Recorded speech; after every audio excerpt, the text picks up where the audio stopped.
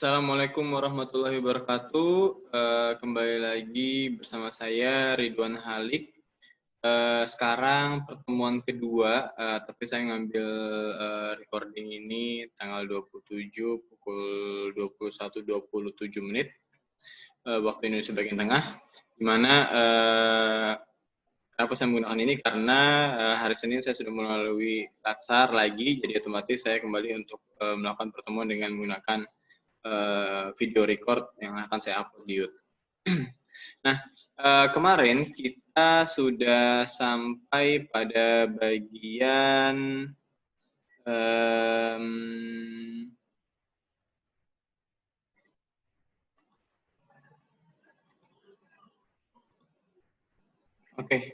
ini ya. Kemarin kita sampai di sini, Advanced Material and Application, itu adanya di R&D ya. Teman-teman bisa lihat di sini, di mana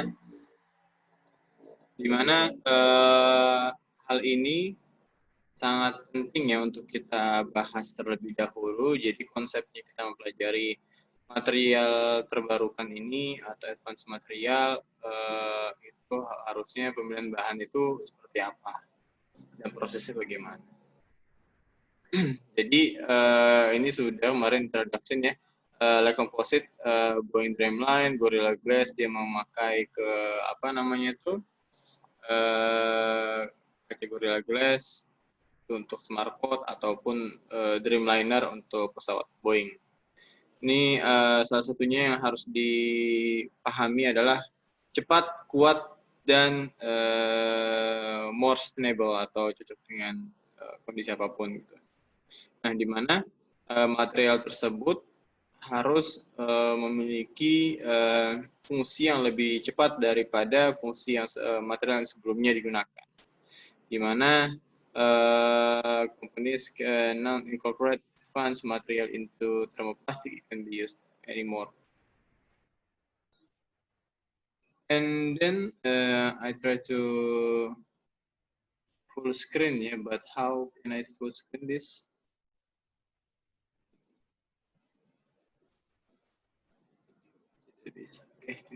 Ini ya. Jadi long term to success and profitability, jangka panjang yang bagus dan juga memiliki keuntungan. Di mana suatu material yang baik itu dia harus mengurangi angka pengeluaran atau barang habis pakai dan meningkatkan keuntungan. Nah, material yang digunakan juga harus meningkatkan kebanggaan atau kesetiaan suatu orang pelanggan agar material yang kita buat itu dapat dipercaya oleh orang lain. Bagaimana caranya? Contohnya kita membuat sertifikasi standar kelayakan, misalnya kalau kita buat material baru, hak kekayaan intelektual kita harus buat, terus kemudian hak cipta dan segala macam itu harus terstandarkan sesuai dengan standar nasional Indonesia atau persyaratan yang ada di Indonesia. Regulator compliance dan sustainable, di mana there are more stringent regulation are making manufacturing and production more and more arduous. Using advanced material should help companies comply with the regulation without sacrificing performance objective. Jadi dia harus cocok dengan yang lain dan kurang lebih seperti ini. Material baru dia dapat digunakan dimanapun tanpa harus merugikan pemakai ataupun lingkungan sekitarnya. Worthy investment, sesuatu yang layak untuk didanai atau disponsori, diinvestasikan. When properly applied, the successful strategies commercial advanced material can help tackle significant challenge and appropriate human condition. Jika misalnya inside the advanced material explosion, global research output increasing in material science, showing 140% growth from 2004 and to 2014. Di mana Contohnya negara Cina, Amerika, India, dan Jepang, juga Jerman itu mengalami peningkatan material-material maju. Itu kalau misalnya Cina itu 360%.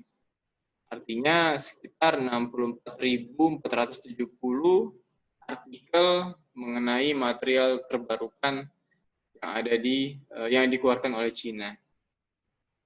Sedangkan Amerika kalah oleh Cina untuk jumlah artikel dan juga tingkat kenaikannya.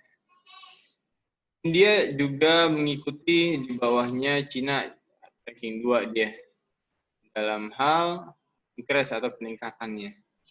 Di Jepang itu lebih banyak dia mengeluarkan artikel mengenai penelitian material terbarukan dan hanya meningkat 15%. Gimana nih cara menilainya? Artinya memang artikelnya dari dulu memang sudah banyak dari negara Jepang. Penelitian mengenai material terbarukan lebih cepat di Jepang dibandingkan Cina ataupun Amerika. Seperti itu.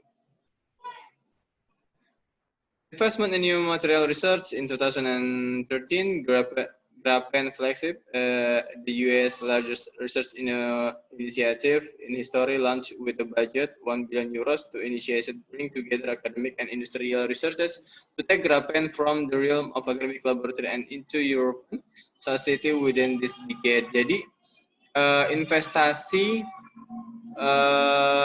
kepada industri itu juga harus dibarengi dengan researcher atau peneliti. Kalau misalnya kita pengen membuat material terbarukan, kenapa? Kalau misalnya hanya researcher memang bisa buat material, tapi dia tidak ada kemampuan untuk melakukan analisis marketing atau melakukan marketing. Sistem pemasaran tidak dipelajari penelitian untuk material terbarukannya, penelitian material terbarukan. Jadi otomatis harus ada kolaborasi dengan hal tersebut, industri sama peneliti. In October 2014, this movement received further support from the US government when President Barack Obama announced $300 million investment in emerging technology. Much of this funding went to the Department of Defense, Energy, and Agriculture.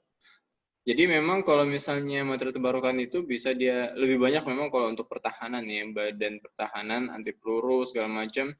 Grafen itu sangat bagus sekali karena dia adalah basicnya adalah karbon, kemudian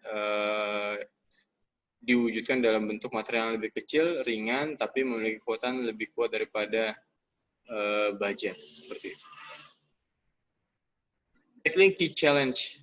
Tackling key challenge itu artinya mengambil tantangan ya. While the use development material, some key questions remain unanswered.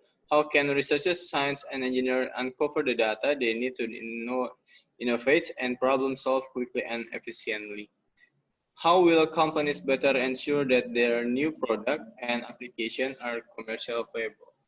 Adalah hal-hal yang jadi pertanyaan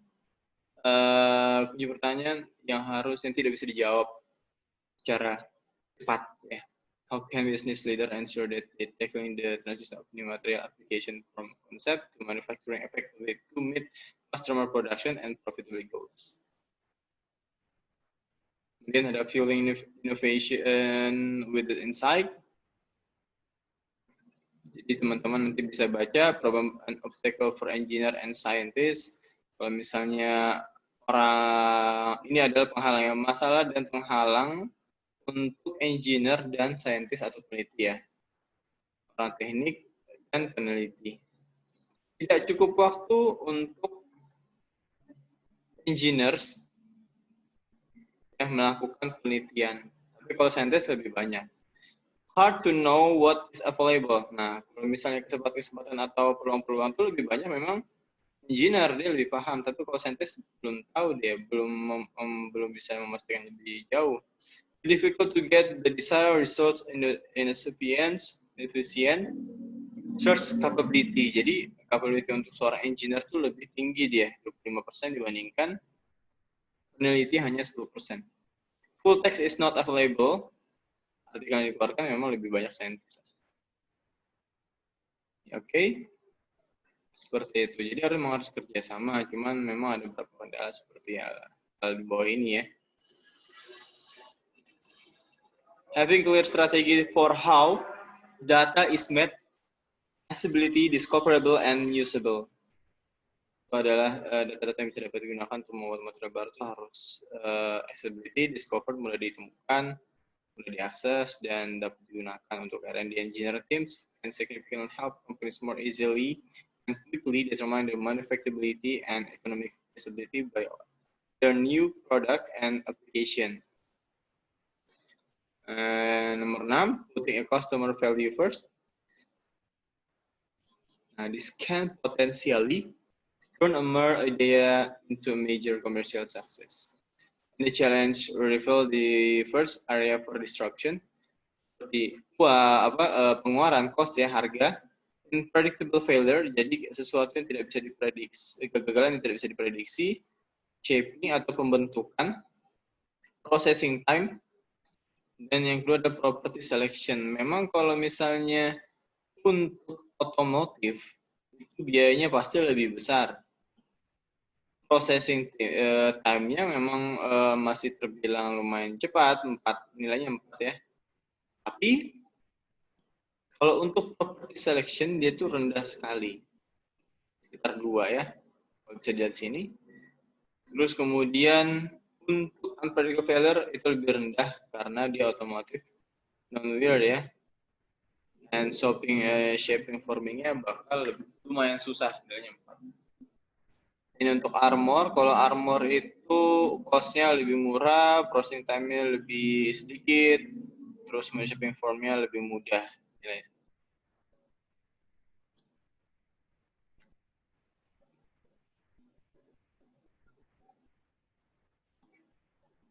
Kemudian ada harnessing expertise for technical feasibility. Jadi engineer team leader pay attention to what is going on the academic community and encourage their scientists and engineers to do the same. This can be done through formal collaboration project or even informal research and networking through access to research database and platform and attending conference and webinar.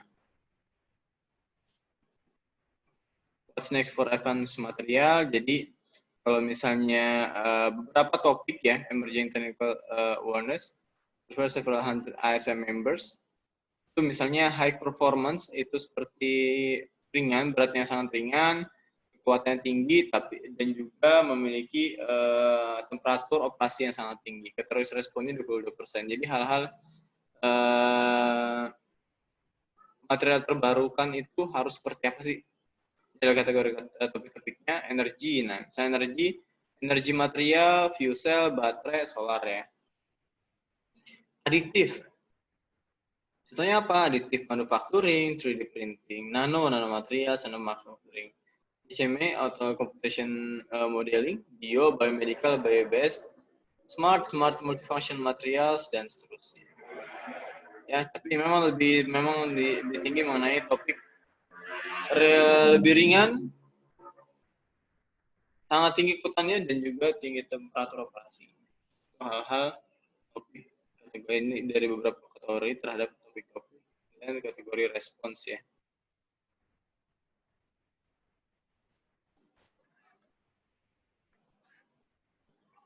Jadi kalau misalnya engineering publication also offer a good window to material science, engineering trends, and rapidly growing areas of interest and technology development seperti baterai, elektronik, two-dimensional material, dan juga biomaterialnya yang lagi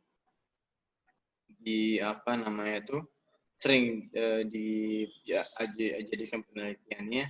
Baterai, elektronik seperti spintronic, two-dimensional material dan seterusnya. Dan kemudian terakhir adalah biomaterials seperti itu. Learn more about trends, challenge, and opportunity to impact the world, chemical and materials. Ini Sapir ya. Itu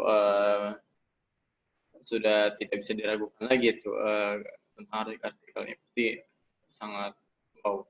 Oke, ini adalah bahan-bahan yang bisa dipakai untuk mengasah kemampuan kita. Kalau misalnya kita mau buat material yang baru, ada 3 jenis saja.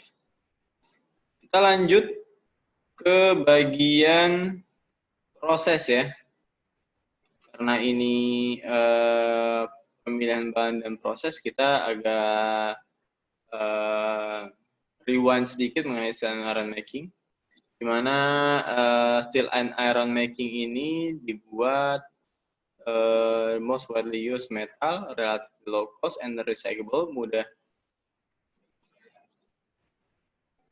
didaur ulang dan aplikasinya luas. Ya. Seperti ini, aplikasi product consumption finished steel, aplikasi baja itu banyak di Afrika, ada di Asia paling banyak ya. Di antara UE, other Europe, NAFTA, other Amerika, dan seterusnya.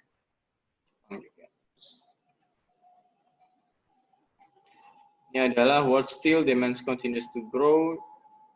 China ya, China lebih tinggi ya, dari 2004 sampai 2008 dia paling meningkat. Ini adalah steel and cast iron, seperti biasa ya, baja dan besi tuang, di mana besi itu, baja itu kan kombinasi dari Fe dan C, dan itu sekitar 0-2%. Sedangkan kalau cast iron itu harusnya itu memang dia 2 sampai 6,67 atau cuma sampai 4,3% karbon. Itulah bedanya ya. Lanjut, kalau ini proses pembuatan ya, yang harus dipahami ya, pertama dari iron bahan mentah, terus kemudian direct reduksi proses, ada blast furnace, dari blast furnace ini menghasilkan pig iron, ada juga sponge iron. Baru nanti kedua hal tersebut tetap dimasukkan ke dalam proses peleburan.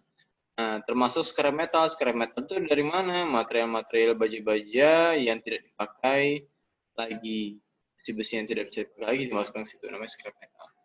Dari proses pemeltingan atau peleburan, lanjut lagi ke refinement, dari metalurgi, tungku tanur ya, terus kemudian dicetak, dibentuk, baru dilakukan finishing atau perbaikan permukaan. Ini adalah tahapan yang tidak boleh dilupakan oleh seorang material ya, seorang teknik mesin atau teknik material. Nah, ini adalah prosesnya, berawal dari iron ore, besi mentah, coal injection, sama batu bara. Untuk dalam batu bara itu ada karbonnya gitu. Reduction reduction, produk solid, metallic iron from, proses itu kokas. Seperti itu kurang lebih. Ini adalah limestone, kapur ya. Blast furnace-nya. Limestone buat apa? Nanti kalau misalnya pembakaran, ada blower kan, ada fan-nya juga. Kalau misalnya tidak ada limestone, itu batu bara akan terlempar semua ke atas dan melewati proses pembakaran, dan malah tidak terjadi pembakaran, malah menjadi residu di aliran pipa berikutnya.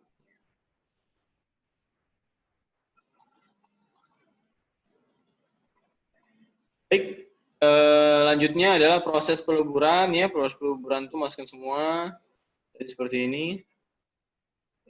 Terus kemudian dilakukan pencetakan, ada slag sama molten iron. Molten iron yang akan digunakan, slagnya itu untuk bahan imbuhan atau bahan yang lain, atau diproses ke dalam hal yang lain.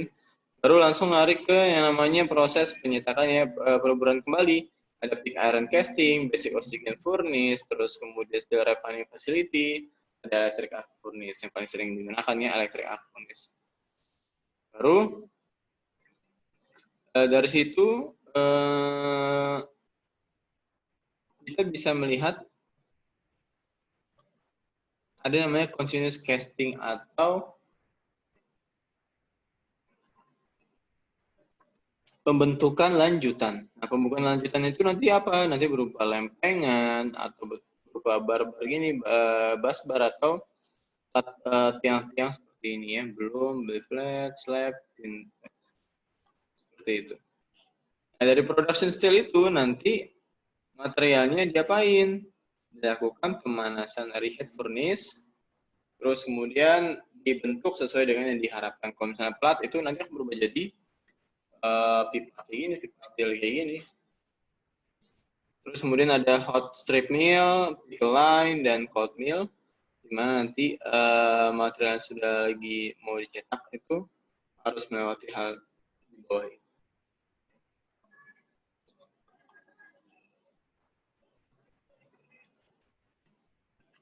Dan untuk yang belum dan billet rolling milling, itu di rolling ya, diputar gini, seret, terus kemudian jadilah pipa ataupun jadi struktural mill kayak siku-siku dan seterusnya. Material, nah ini ya, tahu ya, iron ore, rocks mineral, mostly containing iron oxide, vary in color from dark gray, bright yellow, deep purple to rust red. Di nature itu sepertinya contohnya apa di alam tuh ada Fe34, Fe23, FeOH, limonit dan seterusnya. Ini adalah material-material di alam. Oke. Nah, production steel-nya coca solid carbonaceous material derived from distillation of OS, low sulfur bituminous coal, basically is carbon. Jadi kokas ya. Coke. Nah, teman-teman semua nanti bisa baca lebih lanjut di bagian PPT selanjutnya. Bagaimana sih proses pembuatan baja untuk sekedar mengingat, dan memang seharusnya adalah tahapan pengenalan dulu. Jadi di bagian awal kita harus tahu proses dan kriteria desainnya terlebih dahulu. Pada mata kuliah pemilihan bahan dan proses. Maksudnya ini adalah pemilihan bahan tuh kriteria materialnya, bukan desain. Kalau desain bentuknya kan bentuk sama kenapa harus seperti ini bentuknya dan seterusnya. Lebih baik yang tentang kriteria komposisi materialnya.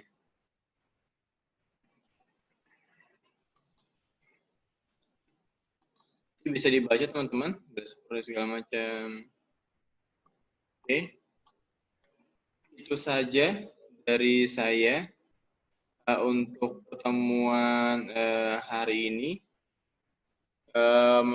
Memang masih banyak kekurangan dalam recording hari ini. Apabila suaranya masih tidak terlalu baik, mohon maaf ya. Saya sudah mencoba menggunakan suara yang lain atau input suara yang lain, tapi tetap seperti ini. Nah, memang yang penting adalah dalam mata kuliah ini adalah konsep bagaimana teman-teman semua mendapatkan material yang sesuai dengan harapan teman-teman semua. Harus kuat, harus segala macam, dan bagaimana menentukan material yang tepat untuk sistem ini, untuk sistem A, untuk sistem B, untuk sistem C, dan seterusnya.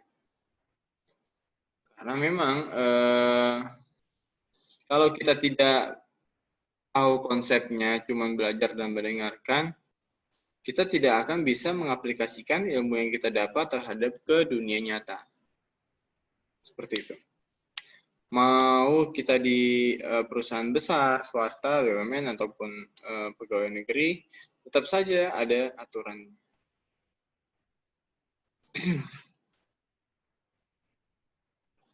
Oke, itu saja. Kurang lebihnya mohon maaf. Nanti teman-teman bisa lanjut baca lagi tentang iron making atau pembentukannya. Nanti ada jenis desain yang saya akan tunjukkan tentang pemilihan bahan yang tepat untuk kondisi tertentu. Seperti itu. Bagaimana menentukan harga. Jadi kayak ada hubungan yang erat antara analisis saya dengan yang di sini. Harga dan seterusnya ya. Putting customer value first. Itu pentingnya hal-hal yang harus dipikirkan ketika kita membuat material terbaru. Kan. Itu aja, kurang lebih mohon maaf. Wassalamualaikum warahmatullahi wabarakatuh.